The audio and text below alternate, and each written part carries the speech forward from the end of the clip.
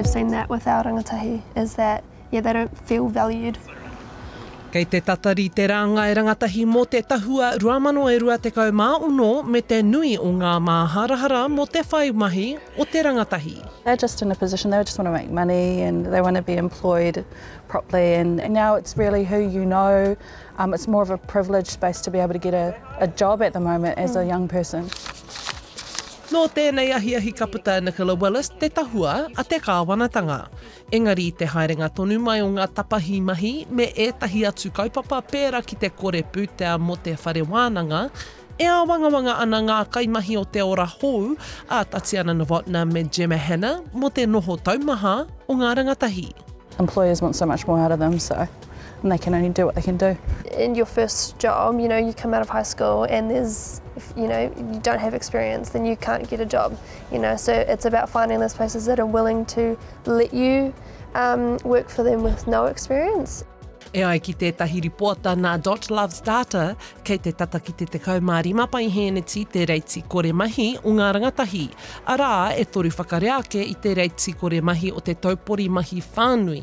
Kua tata ki te nama nui rawa o ngā tau e iwa kua hipa. E ai ki te me maparemata o te rōpūreipa a Willow Jean Prime, i te piki haere o ngā pakeke e ngaro ana i a rātou mahi, ko ngā rangatahi te hunga tuatahi ka ngaro i ngā heinga. Nike atu i te kotahirau mano taitamariki, kore kau rātou e haere ana ki te kura, ki te mahi, ki te kura tini, whare wānanga rānei, he hanga kaupapa here, hei tautoko i a rātou, hei āwhina i a rātou. Engari e hara i te mea e ngaro ana i a rātou ko ngā mahi anake.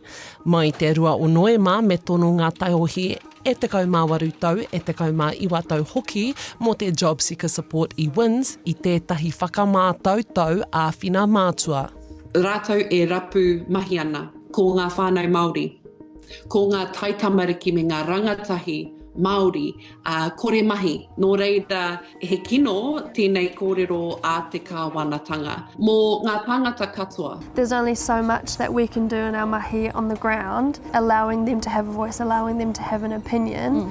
But there is a line where it's drawn, where the authority and the power we don't have anymore, and it is our government. So moving that voice further up the ranks. Hei te rua karaka ka puta te Tahua 2020 ki Pāremata.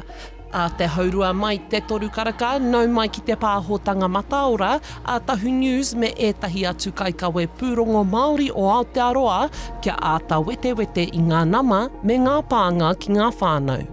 Hora Kairangi Nicholas, Tahu News.